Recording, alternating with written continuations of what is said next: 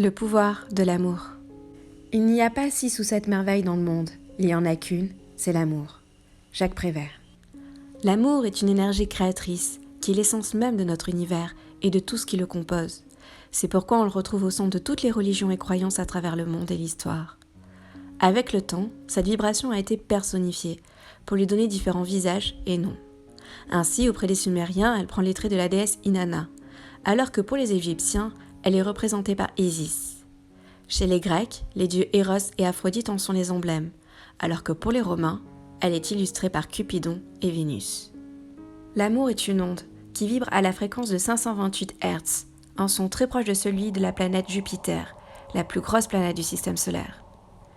Pour le mathématicien Victor Schouel, cette fréquence est en lien avec le nombre ancien Phi, appelé aussi nombre d'or, que l'on retrouve aussi bien dans la nature que dans certaines constructions comme la Grande Pyramide de Gizeh. Ce nombre sacré est également identifié dans les dimensions de la chambre du roi, élaborée par des dalles de granit, dont la résistance permet de conserver ces mesures malgré l'épreuve du temps. Les grottes du site de Barabar en Inde, dont l'origine et la datation restent inconnues à ce jour, disposent des mêmes caractéristiques. Ainsi, ces deux sites extraordinaires par leur sophistication et leur précision ont la particularité de résonner à une même fréquence, 528 Hz. Pour les anciens, ce flux sonore est dit miraculeux. Il aurait le pouvoir de transmuter les énergies afin de les purifier. En 2010, John Hutchinson, expert canadien en énergie électromagnétique, a voulu vérifier cette hypothèse, à la suite de la marée noire provoquée par l'explosion de la plateforme Deepwater Horizon, dans le golfe du Mexique.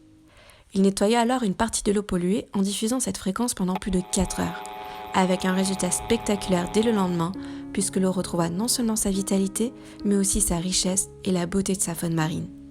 Ces échantillons ont été analysés et confirmés par un laboratoire indépendant en Alabama. Ainsi, si l'amour peut guérir la nature, il en est de même concernant notre ADN. En 1996, le docteur Glenn Ryan, chercheur anglais, a découvert que l'énergie d'amour envoyée intentionnellement provoquait des changements dans la formation de notre ADN. À son contact, la molécule d'ADN se dénoue et commence à s'auto-guérir. Notre biochimie a également un impact sur notre ADN. En effet, le docteur Mohamed Kabadj, neurologue français, a découvert que la production d'ocytocine, qui est l'hormone de l'attachement amoureux, a pour effet de reconfigurer notre ADN et tout notre système neuronal. On appelle cela l'épigénétique. Cette discipline en plein essor a pour objet d'étudier les ajouts de groupements chimiques dans l'activité des gènes, sans pour autant toucher à la séquence ADN d'origine. L'amour est donc un lien alchimique. Il crée des réactions chimiques, neurobiologiques et physiologiques dans notre corps. Pour Stéphanie Briand, dans son livre L'incroyable pouvoir de l'amour, il oscille souvent entre différents états. D'abord gazeux, dans cet état les molécules sont très dispersées et mobiles, notre cerveau crée de la dopamine, qui est le neurotransmetteur lié à l'excitation, au désir et à la potentialité. C'est la phase de lune de miel. Nous sommes alors très agités et nos pensées ont tendance à se focaliser sur l'être aimé. Nous vivons essentiellement dans le futur. À l'état solide, les molécules sont immobiles et liées les unes aux autres pour former un ensemble compact et ordonné, ce qui peut se traduire par un amour ancré avec une stabilité dans le lien affectif, mais aussi une routine qui peut conduire à de la monotonie et un manque de liberté. On a tendance à se remémorer le passé et à nourrir du ressentiment. Notre cerveau produit alors de l'ocytocine. À l'état liquide, les molécules sont liées entre elles, mais gardent de l'espace pour bouger. C'est la création à la fois de dopamine et d'ocytocine pour notre cerveau, un mélange d'excitation et de stabilité. Cet amour s'inscrit dans le présent, avec un cœur ouvert à soi et à l'autre, en parfait équilibre.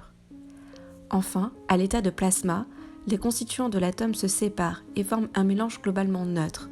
C'est l'expérience du grand tout, l'accès à un amour inconditionnel et universel. L'amour, c'est l'espace et le temps rendus sensibles au cœur. Marcel Proust. Dans l'Égypte antique, le cœur était le siège de la personnalité, de la mémoire et de la conscience. L'expérience de Charlotte Vallandré semble le confirmer. Dans son livre intitulé De cœur inconnu, Charlotte nous raconte sa bouleversante histoire. Après avoir subi une greffe du cœur, elle fait face à d'étranges sentiments et rêves, qui ne correspondent pas à sa personnalité, mais à celle de sa donneuse. Elle vivra même une belle histoire d'amour avec le mari de celle-ci, ainsi que d'autres réminiscences étranges, comme lors d'un voyage en Inde, où elle se remémore des images précises d'un lieu qu'elle n'avait jamais visité auparavant.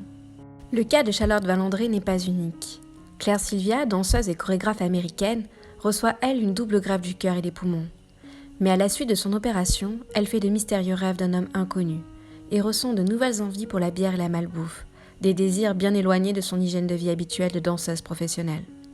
Elle ressent alors la présence d'une seconde âme qui habite son corps. Plus tard, lorsqu'elle découvre l'identité de son donneur, elle comprend qu'il s'agit de l'homme présent dans ses rêves et que ses goûts étaient les siens. Les scientifiques appellent cela la mémoire cellulaire, c'est-à-dire que nos souvenirs, nos habitudes et nos intérêts seraient stockés dans toutes les cellules de notre corps, et pas seulement dans notre encéphale. Le péricarde dispose donc de son propre cerveau. Il a un système nerveux et informationnel autonome. Toutefois, si son fonctionnement est perturbé, il peut impacter le diaphragme et provoquer des tensions dans certaines régions de notre corps. Pour remédier à cela, le nerf vague, qui est le plus long nerf de notre anatomie, joue un rôle essentiel. Il relie nos 3 cerveaux, à savoir la tête, les intestins et notre cœur, en transmettant des informations de nature chimique, mécanique et thermique, pour mieux nous adapter à notre environnement. Acteur majeur de notre santé, il régule l'état inflammatoire de nos organes, en favorisant le sommeil, le calme émotionnel et le bon fonctionnement digestif de notre organisme. Quand il est activé, nous sommes davantage connectés les uns aux autres et notre intuition s'améliore. Toutefois, si celui-ci est bloqué, nous pouvons le stimuler avec des exercices de respiration, qui ont pour but de mettre en cohérence le fonctionnement de notre cerveau avec celui de notre cœur, pour un bon équilibre physique et psychique. Ce qu'allier l'amour même, le temps ne peut le délier. Germain Nouveau. Selon l'Institut californien HeartMath, qui consacre ses recherches à l'intelligence du cœur, le champ électromagnétique de cet organe est le plus puissant de notre corps. Il est 1000 fois plus puissant que celui de notre cerveau. Il prend une forme toroïdale à l'instar de notre Terre et de notre galaxie. Cette géométrie sacrée est très puissante. Elle démontre que le microcosme est à l'image du macrocosme. Autrement dit, nous sommes des êtres à part entière, interconnectés les uns aux autres. Pour ouvrir ce vortex, il est nécessaire de s'aligner sur 3 plans différents. D'abord l'axe vertical, c'est-à-dire avoir une parole en adéquation avec nos actes et la volonté de notre cœur. Puis l'axe horizontal, qui nous demande d'équilibrer le donner et le recevoir.